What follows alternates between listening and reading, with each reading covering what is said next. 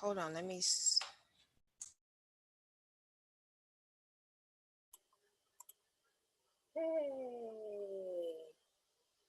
Can you still see my screen? I can see you now. Okay. Earlier, it had your logo up. So, Yeah, I cut my screen off for a quick second. yeah.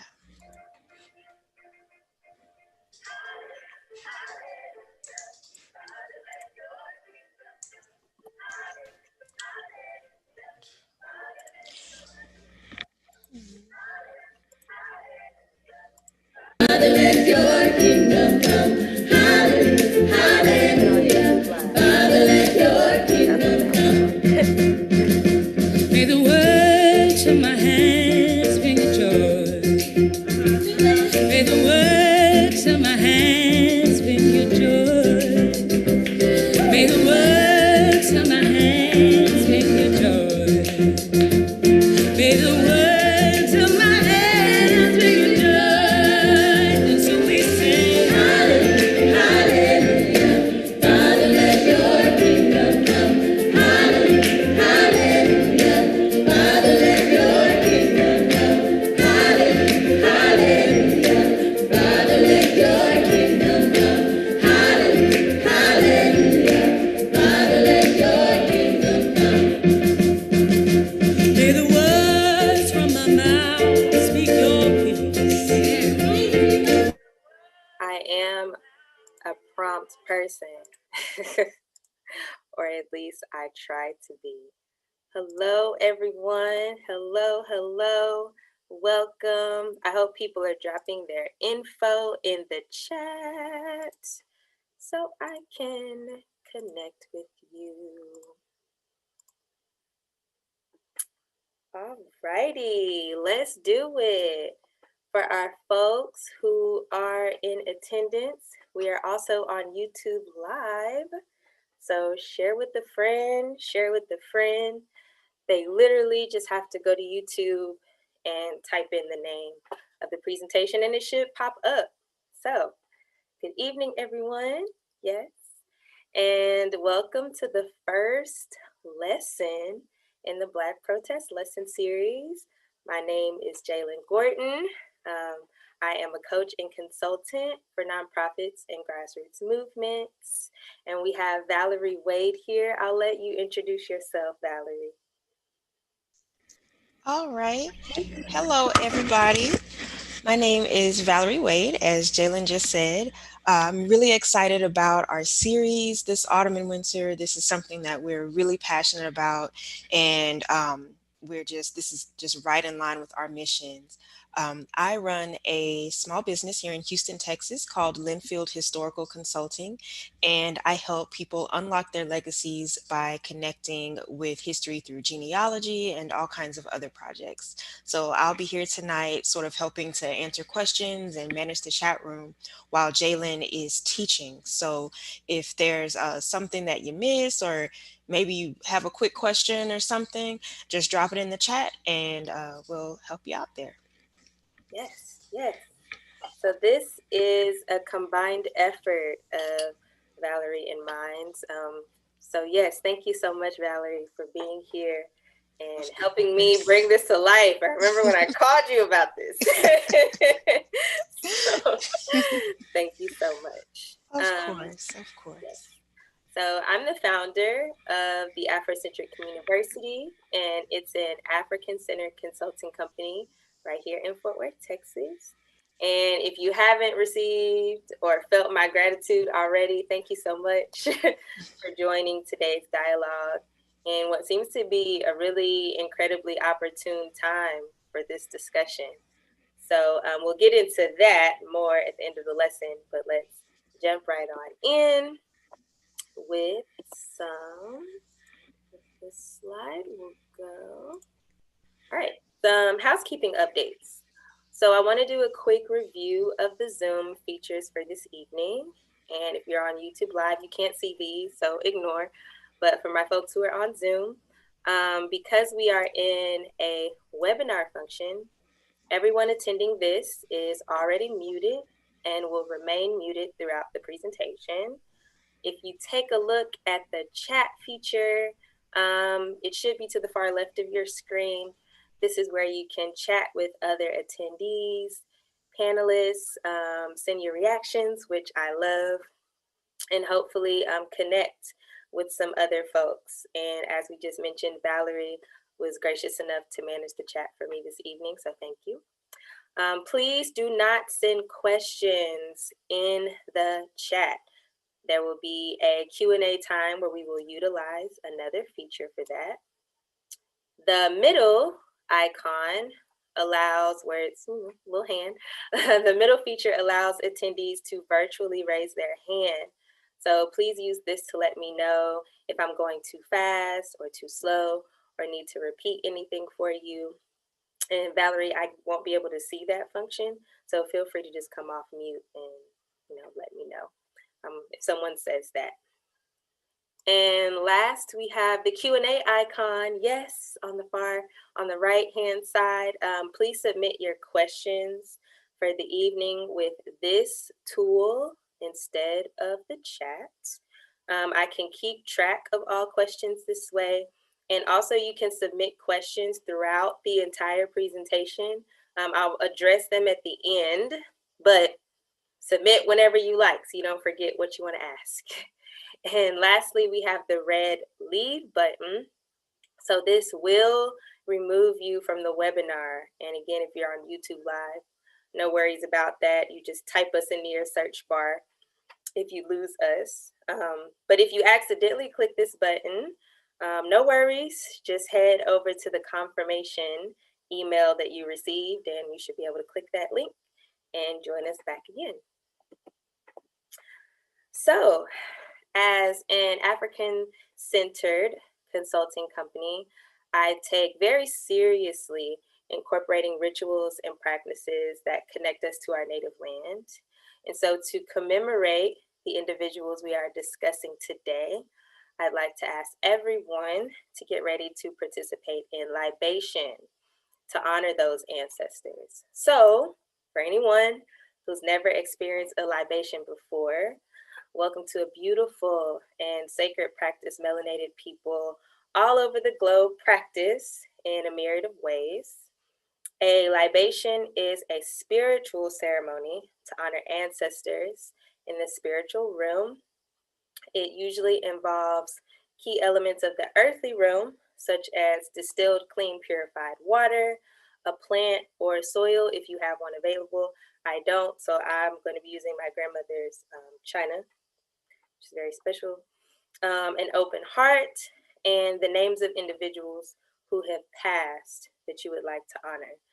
So libations are given before ceremonies such as Kwanzaa or other important community gatherings. So the instructions. I will call out the name of an ancestor, and after I say their name, together, you and I will say the word Ashe, which means it is so in Yoruba. So get in a comfortable seated position. Take a few deep breaths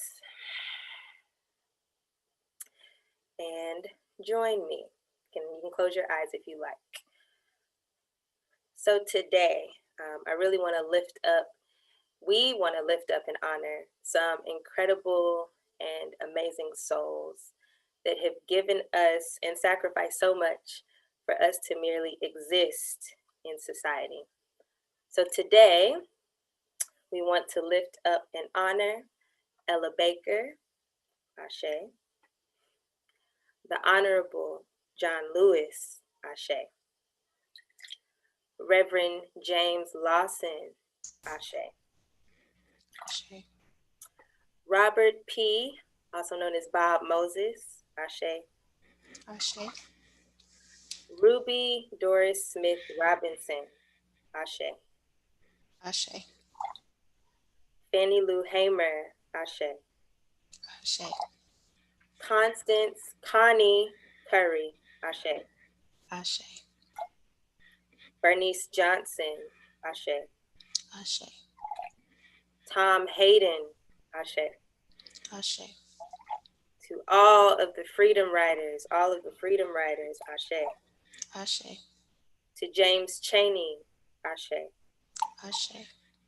To Mickey Schwerner, Ashe. Ashe. To Andrew Goodman, Ashe. Ashe. To Unita Blackwell, Ashe. Ashe. Annie Lee Cooper, Ashe. Ashe. To all of the souls who have fought for our rightful place to exist, Ashe. Ashe.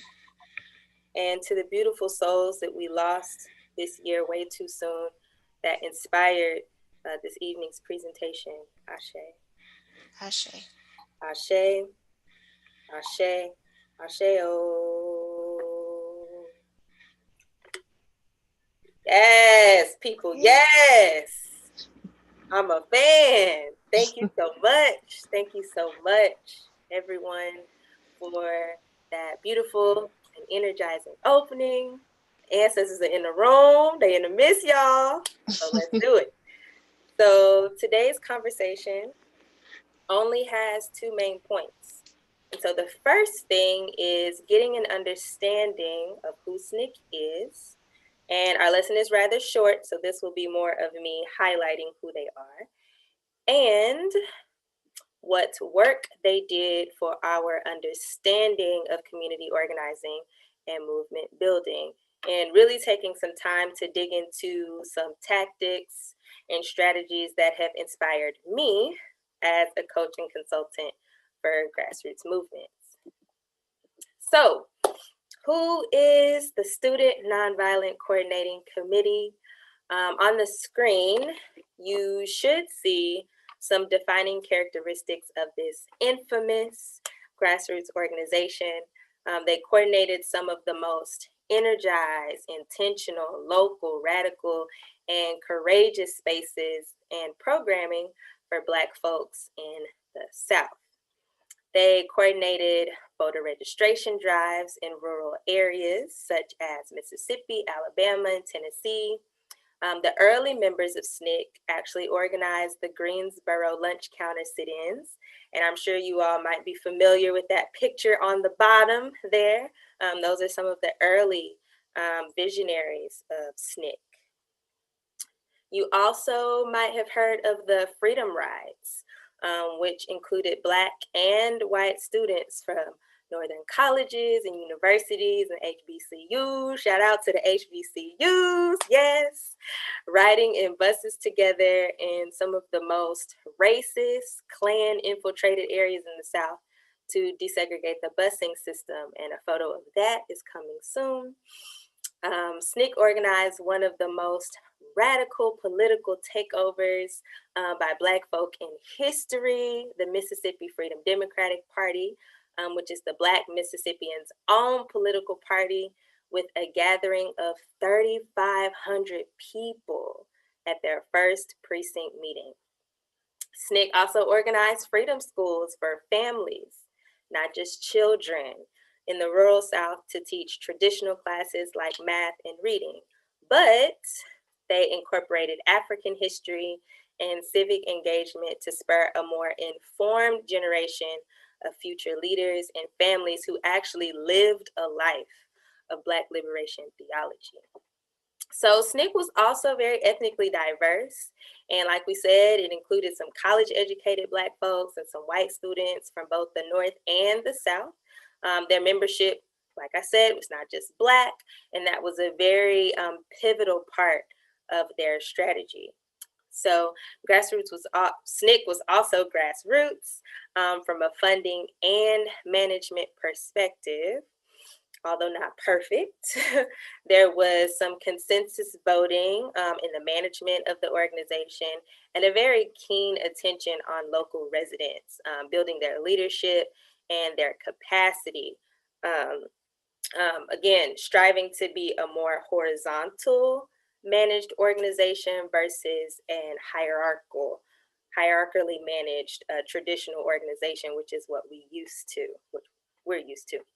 So SNCC was intergenerational, with mentors and advisors who were 10 to 20 years the student's senior, And they also possessed a membership for any and every age, just as long as Black liberation was your focus.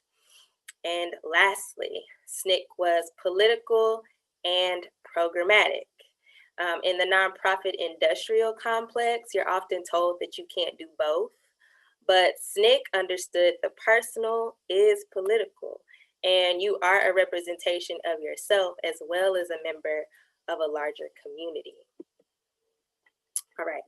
So, in the early days of SNCC, Reverend James Lawson, who at the time was in his mid 30s, taught some workshops to young activists who were interested in initiating sit ins. And he called his technique the spirit technique, and he coined the term the nonviolent scientific method. So these workshops housed 50 to well over 100 activists, right? To routinely understand the value to mental, physical, psychological, and spiritual endurance for the Black liberation struggle. Now, these workshops discussed how to interact with the police and were also a very, very critical first step for angry Black citizens to assessing their feelings with police brutality at the time and to understand how to channel those feelings towards a tactic during a protest. So let's fast forward, move forward to 1964, and summer volunteers for SNCC participated in training programs to understand the history of the Black liberation struggle. Um, so this was a history of the horrific racist experiences of early members to get them prepared for any and every possibility that they might experience in the field. So these training programs provided open space for Black and white activists to understand on a deep and intimate level challenging questions about working together and how to work within the organization. Now, not only did they create education for their members, right, which is what we discussed, but we also know about the freedom schools, which I just mentioned in the previous slide. So this brings me to the first tactic, the first thing that I learned from SNCC. So SNCC has taught me that education is a very critical component to the mindset of a dedicated and long-term community activist. And we should be entering our protests informed about our ontological and historical significance of these spaces. And groups who are organizing protests and rebellion should do their best to ensure their people and their community are on one accord to manifest liberation that is reflective of us all. Education shouldn't just be traditional, right? But it should be immersive, just like that bottom picture where you have the workshops. It should be experimentative and very community centric. And lastly, what I have learned is that not just white ivory tower institutions should create ways of being, but we as Black folks, right? We see in that first bullet, creating our own terms, our own theories and ways of being. We have the agency and the methods to do all of those things. So let's head to the next tactic. When it comes to protests, SNCC was so brave and so courageous, and I believe they were incredible manifestors of something called the power of place. So what does this mean? They protested in places where they didn't belong, right? They protested in places that they knew would cause trouble or in even some situations lead to death. And when we protest, we must ask ourselves not only what are we fighting for, but who are we fighting against? And additionally, we should ask ourselves, okay, where are these people located? And we should protest to them. So we have the freedom rides, where the members of SNCC, Black and white, got on buses and drove through KKK and white supremacist inflicted areas. They were blown up. We have the picture, we have the proof. People were beaten until they were bloodied, like John Lewis. Or you can take their voter registration drives in what would have been, in the most recent election, all of the red states. They focused their energy on Black rural areas where homes were stocked with guns for protection. Like, that's how bad the racism was. These students were driving down dark, pitch black roads at night, not even able to see 1 mile ahead of them, to encourage Black men, women, and children who, in some cases, could barely read their own name, the power to vote. So what have I learned from them? I've learned that it might be less about the convening of people and more about the courage of people to go where the hearts and minds must be changed. So instead of protesting in front of our neighbors, SNCC has taught me the value of protesting in places where we, in fact, don't belong. So can we put some respect on the locals right quick? I mean, listen, we need to respect the locals. One thing I have learned from SNCC is to make participation accessible, from socioeconomic levels to location to ethnicity to making food to watching the children. There are so many logistics to long-term protests and rebellions. So adding on to roles and responsibility, SNCC made very inclusive entry points due to their marketing. So there were people who stood outside handing out flyers, right? There were home visits. And for some of us who were in the relationship building space, like, there's nothing like a 2-hour home visit. Like, you have them all the time. It's not going to be 30 minutes. The way the word was spread was so inclusive. And for people who didn't go to church, there was a plan to reach them. For the upper to middle class families, there was a way to reach them and get them involved. To other organizations in the area, there was a plan for them and how to get them involved. Whoops. So what I have learned from SNCC is that it's about making a plan for everyone possible, getting them actively involved as soon as possible, and letting them know that they are indeed valued. So let's go to the next tactic. We breezing through, y'all. Some might call it working in silos, and others might call it a ship with no anchor. Listen, however you heard it, however, whatever. SNCC was fabulous at connecting their current work or protests to a larger local, regional, or national movement. So we can take the sit-ins, for example. The sit-ins were connected to the desegregation of public spaces across the country. You have the voter registration drives. We're connected to increasing the civic engagement of Black folks across the country, right? Like, there is a theme, there's a pattern. What I'm inferring is that the work was always done in a way that kept it and the organization accountable. There were no protests for protest's sake without an institution. SNCC was not reactionary, and the protests were planned and intentional and were always done in conversation with a long-term goal or strategy. So as a result of that long-term strategy and planning in tandem with that, we are encouraged to picture a liberation that is more inclusive, which is what we discussed earlier.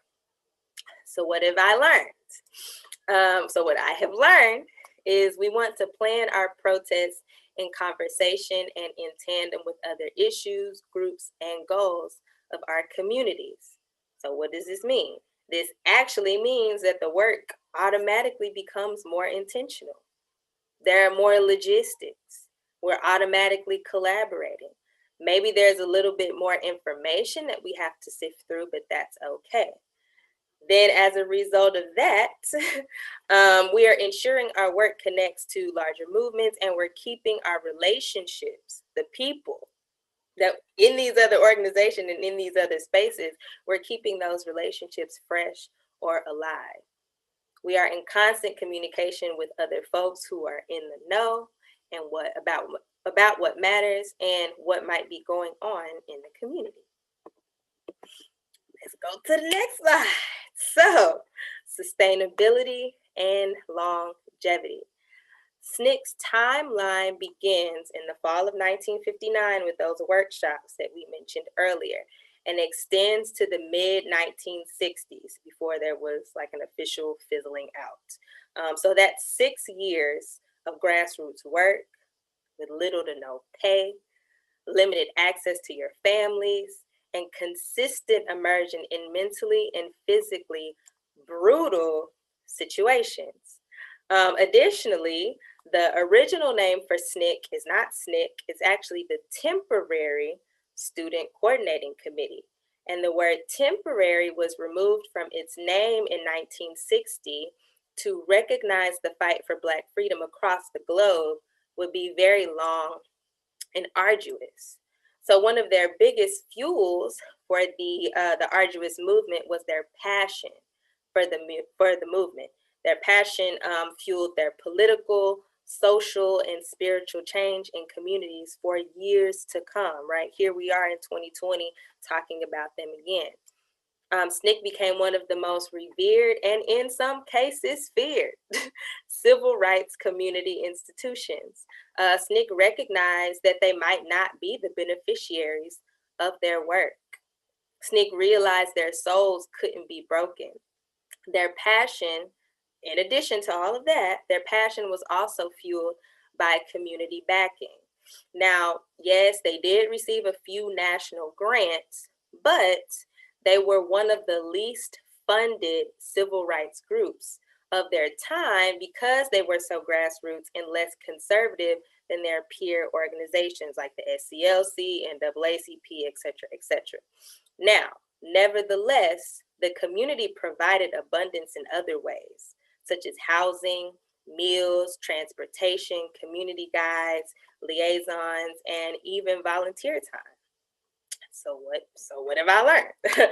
So through their passion and dedication to not only the movement, but to the people, SNCC was able to become one of the most influential groups of their time.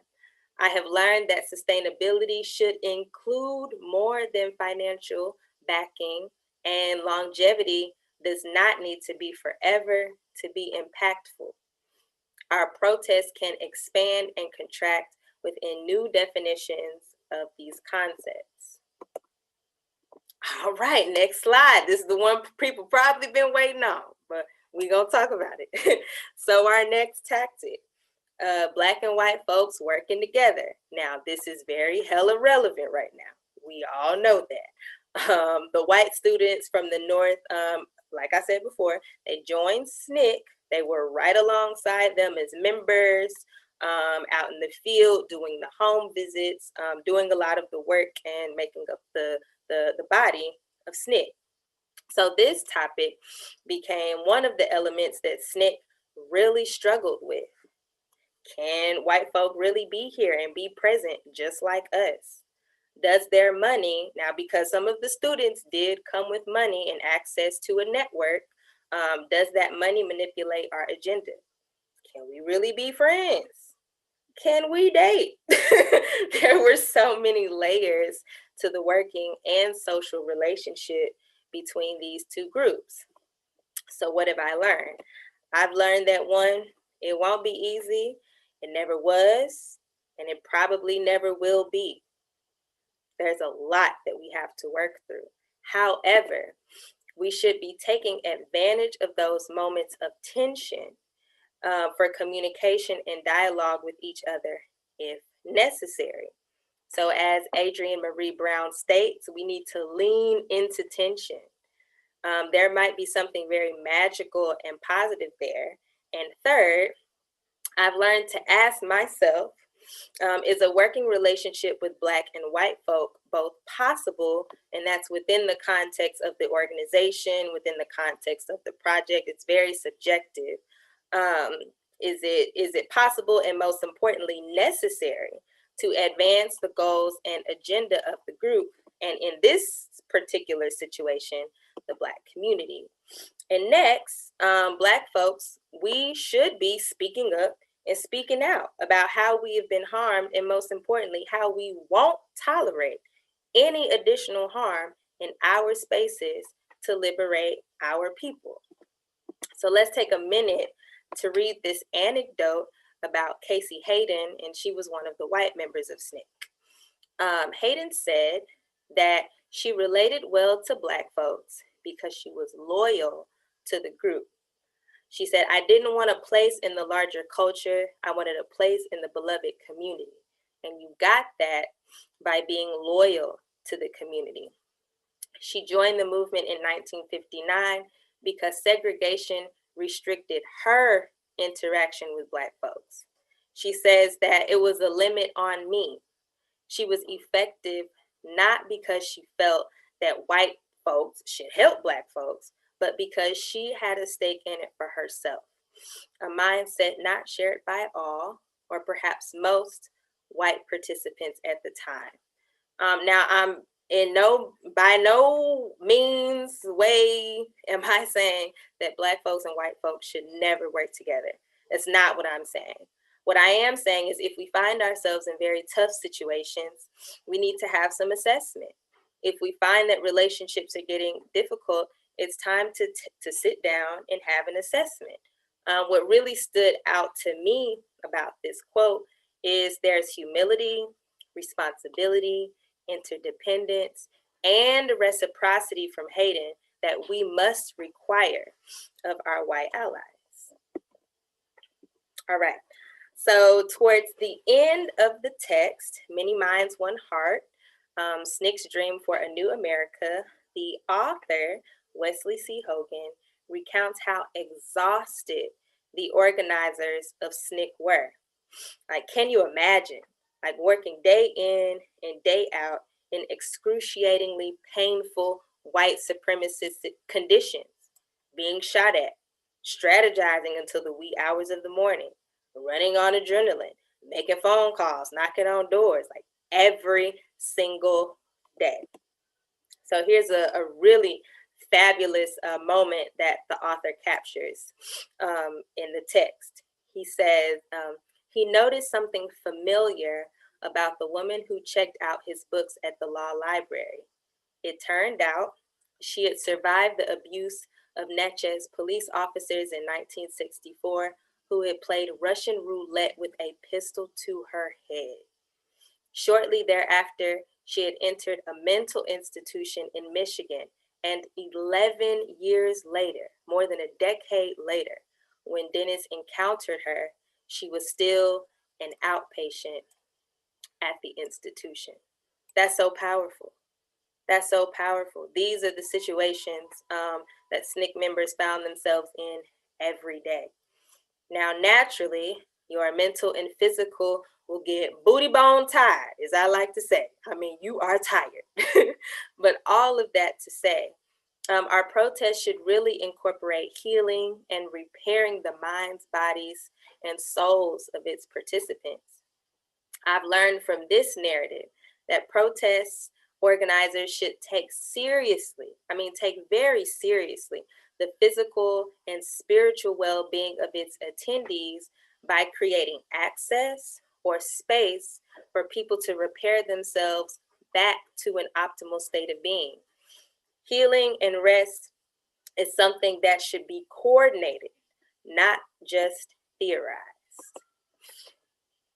So these are all of the wonderful and beautiful things that I've learned about SNCC, but I really want to bring the conversation to this past summer and kind of the inspiration for this series. And I remember calling Valerie like, girl, listen, what we gonna do? But I was really inspired to do this lesson because I noticed an influx of protests emerging in a very short amount of time. And I had a lot of friends reach out to me and ask me if I had been to any and why not. And my thoughts to that are protests are very intentional. They're very intentional spaces. That's what SNCC has taught me. They're not meant to be reactionary by design. They are things that you design. And they're, of course, not the only tool for liberation. So during these phone calls, what I do is I quiz the people, and I would give them like this long, crazy list of follow-up questions, like what organization is hosting a protest? Have they organized a protest before? Where are the safe houses or stops along the route? Who do I contact for bail? Not the organization, but I need a phone number. I need a person that I can call. Now, where will the leaders be during the protest? Are they leading from the front or are they scattered amongst the crowd? Are there any extra precautions being taken into consideration for families, children, our elders, or our uniquely able folks? Are directions going to be given in one language or multiple languages? I know I got a lot of people from Houston on here. So what happens if someone shouts important life-saving directions and I speak Spanish? So I miss getting my life saved. What kind of education is being offered before the protest? Are they incorporating any methods of healing afterwards? What policies are we advocating for, friend? Is it in the text? Is it in the email? Are they local, regional, national? How do we know we won't get infiltrated by white terrorists? Are there any extra protections in place for Black trans lives? Do y'all catch my drift here? Like there are some logistics that we really have to take into consideration. So all of that to say, this whole presentation, that we must create protests centered around education for the protest and our liberation. We must protest in places that in fact need to be protested. We need to position ourselves in front of the wealthy and racist, not the Black community or our gathering spaces. We must take into account the myriad of Black that we need to participate, from the rich to the poor, to the social media inclined, to those without access to the internet. Our protests should be connecting to demands for a better existence in a capitalist system locally, nationally, and internationally, which then means our protests should not be sporadic, but at least plan to be long-term and sustainable using all creative resources possible. We need to assess our capacity to work with white folks on an organizing level, from a participatory level in our organizations that actually organize these protests. Everyone doesn't have the capacity, and that's okay. That's fine. Everyone isn't ready. A lot of people are still living in trauma, right? That's okay. And lastly, we need to teach people how to heal during these times, during these protests. And all work, including healing work, is necessary work.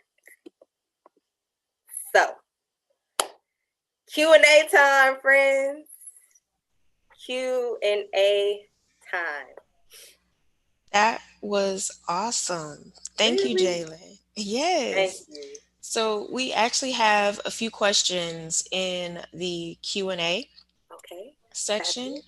So I'm going to go ahead and take this time to read those aloud, and we can have a discussion based on those questions. So Shatana Powell asked a few questions. I'm going to start with her first. She asked, what, what was there a stated goal of the SNCC protests? Was it to lobby the government? And what was the outcome of SNCC's work? Yeah, that's a good question. Let me see. I think Mhm. I can answer. I don't know how this works. Ooh, where'd it go? Okay. Look I'm and gonna read. answer. I found it. Okay. Was there a stated goal of the SNCC protests? So the short answer is yes. And each tactic that they developed worked toward a very specific demand. A lot of them were regional. So SNCC worked in about 4 or 5 different southern states, including Georgia. So they crafted the tactics, like the protests or the freedom rides or the sit-ins, towards whatever was happening locally in that area. And one thing that I love about SNCC is they were really able to build meaningful and intimate relationships with locals, so that whatever they were crafting or whatever tactic they were working on or were going to manifest, it really included local people, which made it even that much more powerful. Like, it wasn't just, yes, the SNCC people traveled from state to state, but they relied on capacity building, building leaders, out of local folks, like Fannie Lou Hamer, who's come up quite a bit in recent history. Fannie Lou Hamer was from Mississippi, I believe. She had a lot of personal stuff going on in her life, and she turned out to be one of the most amazing leaders that we still talk about to this day. So the outcome of SNCC's work, voter registration drives that worked, right? Their voter registration drives were so powerful that they were able to create a political party in Mississippi, in Black Mississippi. And when you think in history, in that particular point of history, you have poorer, more rural Black folks, which of course you still have to today. But in literature, that wasn't something that was always portrayed. That was something that wasn't always glorified, which is why Zora Neale Hurston was so revolutionary, because she really put some respect on poor Black people that other folks who lived during the Harlem Renaissance were not doing, right? So that was one outcome, like a whole Black political party. When was the last time? I ain't never seen no Black political party, but they were able to do it. Or the lunch counter sit-ins in Greensboro. That's something that's in history books all over the United States, at least. Black people being able to walk into a department store comfortably, people being able to sit down at a restaurant, us today comfortably, is a direct outcome that we can still feel of SNCC's work. So I hope that answered your question, Shatana. Ooh, let me know. I hope. Oh, that was awesome. All right, next question. What happened to the leaders of SNCC after it was all said and done? Were some members murdered or assassinated? Yes, several members were murdered and assassinated in throughout the period of SNCC history. You have that end of the spectrum. You have people who were beaten, like John Lewis, who ended up making it to Congress. John Lewis, the Honorable John Lewis, was at the forefront of SNCC. He was one of the local, like the organization leaders, like traveling from state to state, galvanizing folks. You have that, people making it to Congress. And then you have the other end of the spectrum that I kind of tried to touch on in one of those last slides is people became deranged. Like they were so involved and so invested and living in such horrific conditions, mental conditions, that one of the books states that people couldn't even talk about the movement once they removed themselves. Some people ended up in mental institutions. Some people ended up with mental illnesses and diseases like bipolarism, which is why healing is so, it's such an incredible and radical and revolutionary thing to incorporate in planning a protest, because oftentimes Black people are overworked with no rest, whether you're getting paid all of the figures and you're a doctor, you're still overworked. Or, if you make low wages, below minimum wages, you're still overworked. So I really would like to see us incorporate more healing into the design of our protests. I hope that answered your question. Ooh, I'm trying off the Yes. dome. Look, I'm trying. Yes. All right. Our next question is, would you say that a protest should come only after organizing many other events, such as workshops and teachings, mourning and spiritual reflection, etc.? That's a fabulous question. What I would say is there are some people who have a divine skill for convening folks and designing convenings. So I don't want to jump into a situation and say, it has to flow this way. It could very well so flow in other ways. You could go from I don't do nothing, you know.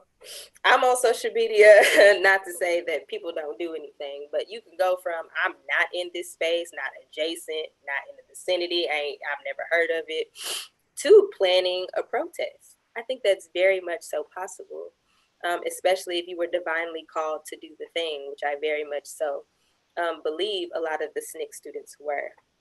I would say it is important to lean into history, even if you are experienced or if you come from the example that I just mentioned.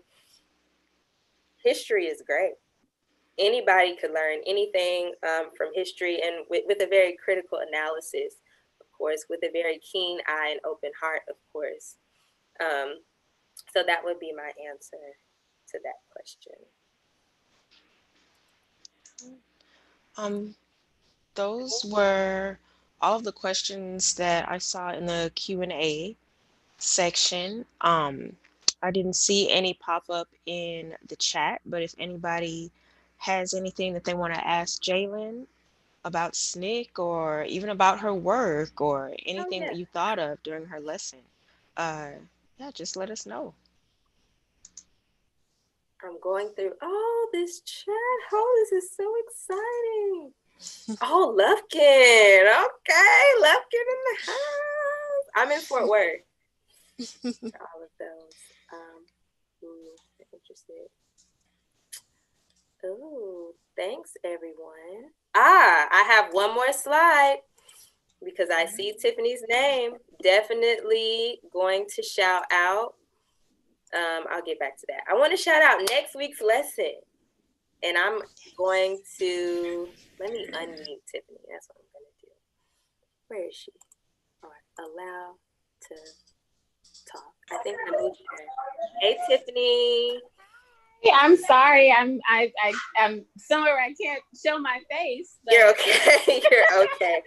So for those of you who don't know, this is a series. The series is running until December the 14th. I was just the first person. Next Monday, same time, 6:30 Central. We have Tiffany. I'm gonna let her introduce herself and explain her lesson, but she's gonna take us in a new direction, new path, deeper dive about protests. So go take it away, Tiffany. Hi, good evening, everyone. My name is Tiffany Atwater Lee. I am the assistant head of the Archives Research Center at the Atlanta University Center Woodruff Library. We are the library for the AUC, so Spelman, Morehouse, Clark Atlanta, ITC. And I will be talking about the visual rhetoric that you can find in archives and that display the history of Black protests through the African-American experience. So we'll be looking at some primary sources that are all free and available to the public. And I'll really be talking about archives, how they're a great source for kind of understanding the past in order to connect with the present and prepare for the future. And we'll be looking at some really cool materials, and I hope to see you all there. Awesome. Thank you so much, Tiffany. I'm so excited for your lesson. Me too. Oh, we have it looks another like question. Yes, we have another question. I love that. How did you become interested in protest? Ooh, how did I? Okay, so many moons ago, when I was an undergrad, I was the president of the Black Student Union at the University of Houston, the main campus. So not the downtown campus, but the main campus. And I centered my work around convening Black students together, sometimes in some very radical ways, like posting crazy signs all throughout campus, like we stand with, I want to say it was Mizzou, the Black Student Union at Mizzou had a horrible incident, so did a radical thing there. And my academic background is in African American studies. My research interest is Black organizations of all kinds of any era. So Black nonprofits, Black organizations, anytime Black folks come together to do work in a very unique kind of way, that piques my interest. That's what I like to lean into. Um, so that's how I got interested through my academic training and then a little bit of personal experience as well. Awesome. You have such an interesting story. I love it. Oh, thank you. Thank you. Yeah. Any other questions, friends? I wonder what's happening on YouTube. Let me go see. So that's how I got interested in my Nothing. academic training and Oh then my a little gosh, bit of I hear myself personal talking. experience. Okay. Yeah, it has kind of the feedback, the double Yes. feedback there.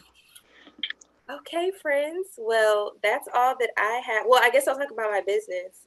I always forget to do that. So, yes, I am a coaching consultant for nonprofits and grassroots organizations located in Fort Worth, Texas, but I travel. I can tell you about some of the really cool projects and folks that I'm working with and on. So, right now, I'm designing an energy shifting a reconnection, recentering ritual for a nonprofit of Black and Latinx women in Austin, Texas. They wanted to find a really creative way to like come together and recenter and re-engage. And so I'm crafting, creating a ritual for them that will happen monthly. Doulas and birth work is literally the backbone of my business. So earlier I had a call with a birth worker about creating a special training program. So I'm really excited about that. I have someone who's in the community development space that I coach who's interested in like organizing her life and organizing all of the many projects that she has to juggle on a day-to-day basis.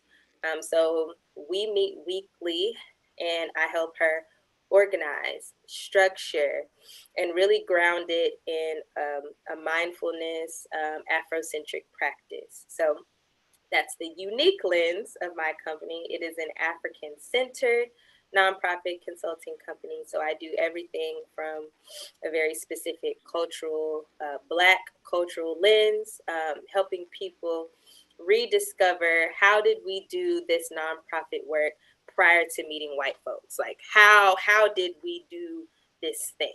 How did we do work? So that's work that I seek to answer every day, all day, in my business space. So follow me, email me. So yes, Awesome. That's great. That's great. Yeah, y'all should definitely go and look up the Afrocentric University online. Look at the amazing things that Jalen does. She helps out some really awesome businesses and nonprofits uh, all over the place. So definitely hit her up, support, share her posts. Like she's thank just you, doing some really great work in the community. thank you. We have one more question in the chat here. Um, any advice on coping in the current moment? Um, wow, that's a really good question because that's something. Shatana coming with the questions, okay? Hmm. Um, that's something I'm trying to figure out every single day. I know that a digital detox is very helpful. We spend so much time in front of a screen with a phone in our hand, like TV. I mean, movies. Like there's screens everywhere, and I know that's not healthy for us. So that's something I'm trying to work on, but it's really hard. Another thing that I would say is really just tuning into spirit, whatever, if you want to call it mindfulness. I read a wonderful quote by someone. I can't remember who it is. I want to say it's Iyanla, that life is just meditation and movement, right? So just trying to figure out tactics to keep you in a very meditative Zen state. Um, and also understanding your triggers. I think that might be one of the other interesting or starting points to coping with what's happening right now. What triggers you, and really identifying what triggers you in the moment that it triggers you, and sitting in those feelings, assessing those feelings, might be a lot more introspective work than one would be interested in. But yeah, starting there, and then it might come to you. But that's something that I'm working through every day. So Yeah.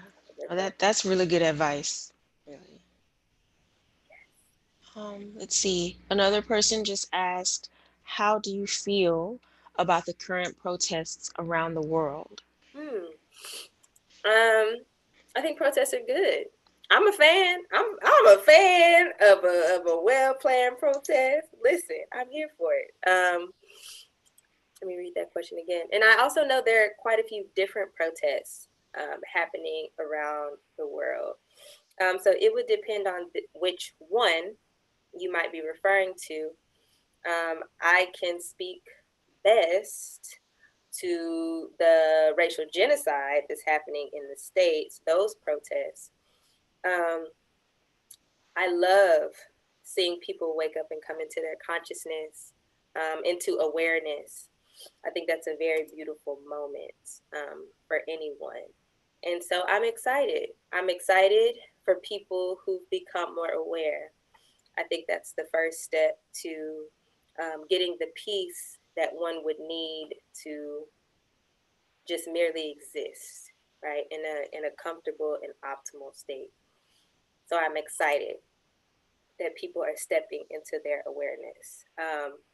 The protests specifically, I think protests are a great tool for liberation, for freedom, for a people. A lot of the benefits that we have in society, and something that we can that probably goes across racial, ethnic lines, are the protests from labor unions. Like we all benefit from that. I mean, like you don't even got to be black. Like everybody, certain wages, having air conditioning where you work, being able to not have to work 199 million hours in a day, like those benefits, that those workplace benefits, were birthed from protests. Yep. So I mean, it's not like protests aren't important. Um, so much of folks' existence, comfortable existence in the United States, comes from rebellion, comes from someone stepping out of a comfort zone. So it does work. It is powerful. So that would be my thought about them. I hope that answers your question, anonymous attendee. You don't have a name. Yeah. And I think it's also important to remember that the US wouldn't even exist if not for protests. So it means something. Okay, somebody felt disrespected and say, "I'm gonna do something else." Exactly. So, Exactly. I am a fan. Well, thank you everyone for tuning in. Can't wait to see you next week. I'm so Yes. excited. Resources from this lesson will be coming at the end of all the lessons. So, yes, you have to wait because I don't want to send the email 5 different times. I just send it one time and everybody can get everything all at once. But peace and blessings to you. I'm about to go have some dinner and play with my kid. So y'all have a good one, and I'll see you next week. Thank you all for attending. Yes. Peace. Bye bye.